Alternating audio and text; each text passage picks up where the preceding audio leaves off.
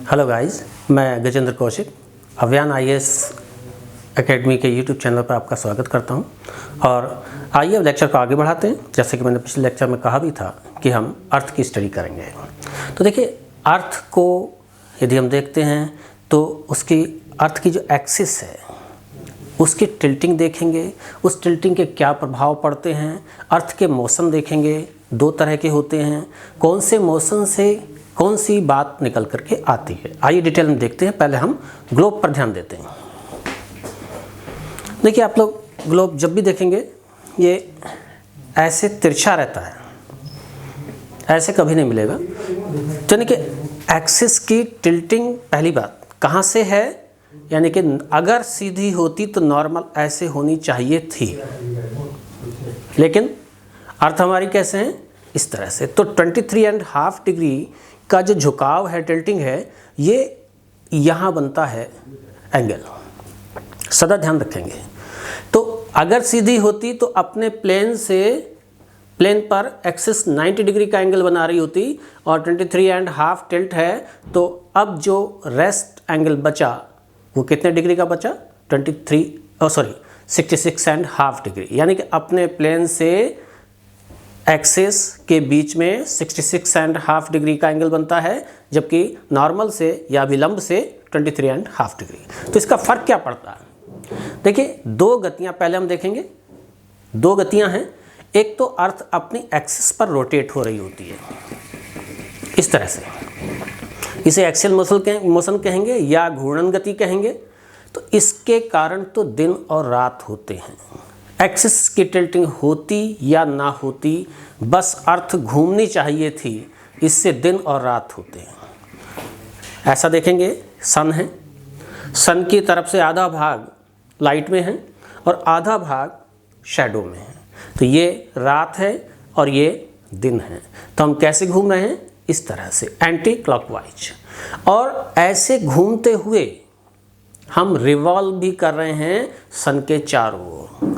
तो किस तरह से, इस तरह से आगे बढ़ती जाती है।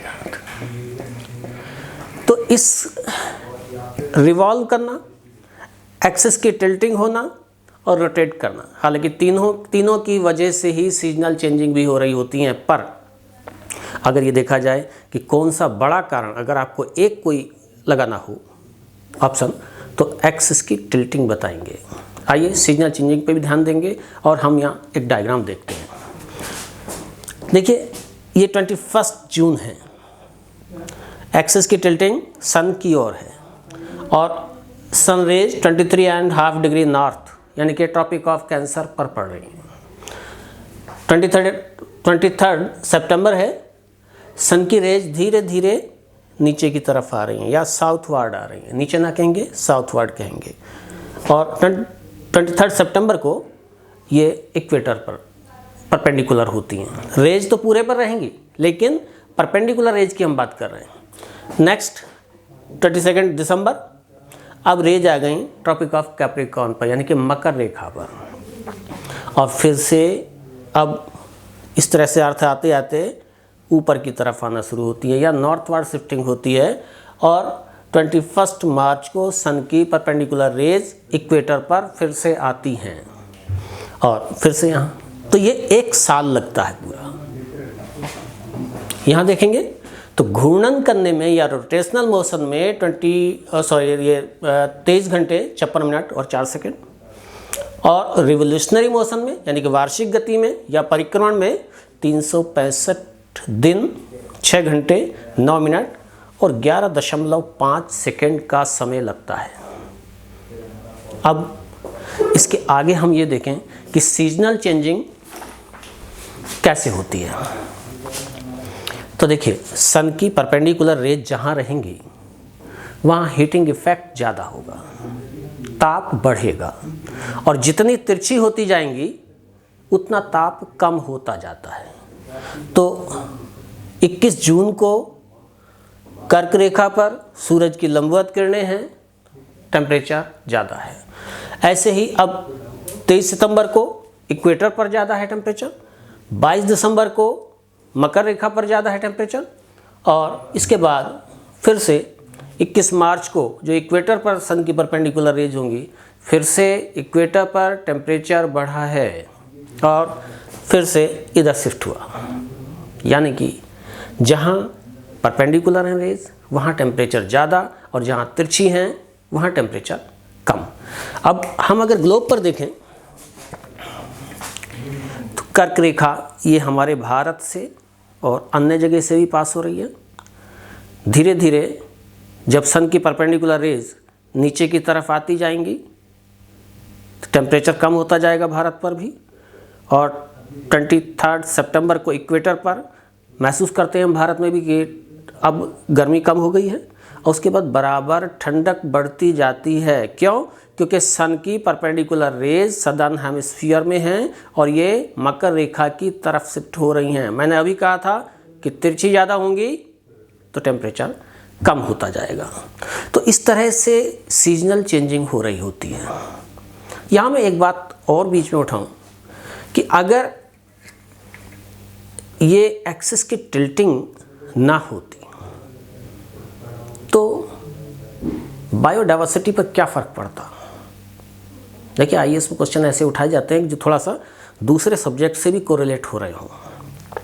मैं कहता हूँ सीधी होती तो बायोडाइवर्सिटी पर क्या अंतर पड़ता, तो अंतर ये पड़ता कि बायोडाइवर्सिटी कम हो जाती। क्यों होती? क्योंकि अब सन की परपेंडिकुलर रेज ये साउथवर्ड और नॉर्थवर्ड की शिफ्टिंग ना होती, बल्कि जहाँ होती सीधी होती। तो कहीं टेम्परेचर बहुत ज़्यादा तो कहीं टेम्परेचर बहुत कम। ऐसा होने से बायोडाइवर्सिटी अपने आप ही कम हो जाती।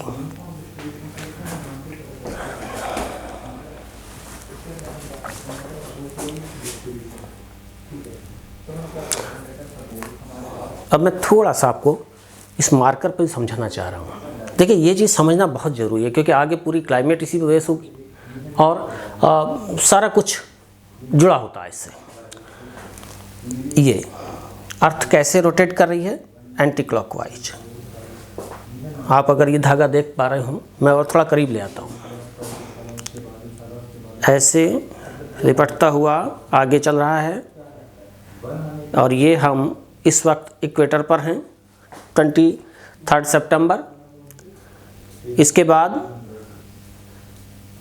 अभी भी उधर की तरफ है, तो फिर से ये थ्रेड नीचे की तरफ आ रहा है।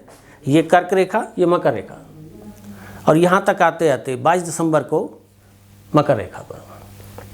अब यहाँ से क्योंकि ऑर्बिट हमारा ऐसा है, फिर से ऊपर आना शुरू हो जाता है और यहाँ तक आते आते इक्वेटर पर, और इक्वेटर के बाद फिर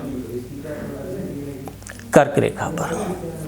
तो आप देख रहे हैं पूरे में सन की परपेंडिकुलर रेज रही हैं।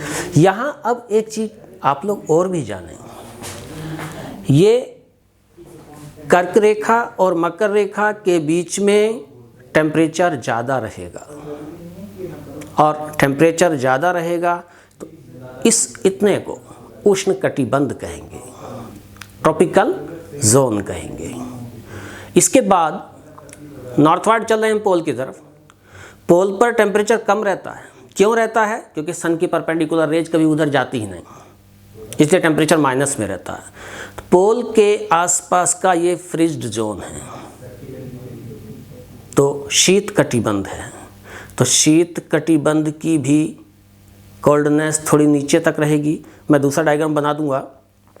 और इधर से उष्ण कटिबंध की भी उष्णता रहेगी, यानी कि 66.5 के बीच वाला, और इधर ट्रॉपिक ऑफ कैंसर तक ये होगा शीतोष्ण कटिबंध।